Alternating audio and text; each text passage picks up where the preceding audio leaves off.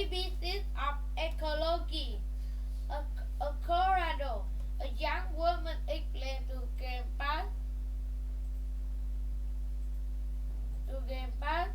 why ticks are common in the area. In Florida, a college student checked on some newly hatched fish. In Texas, a lab worker is creating a new method to keep swimming pool clean. On Atlantic one, a scientist figured out the best way to keep snakes from talking over the food chain.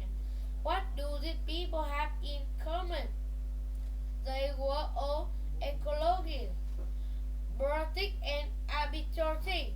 Ecology is the study of the relationship between living organisms and their environment. Every environment is made up of living and non-living things.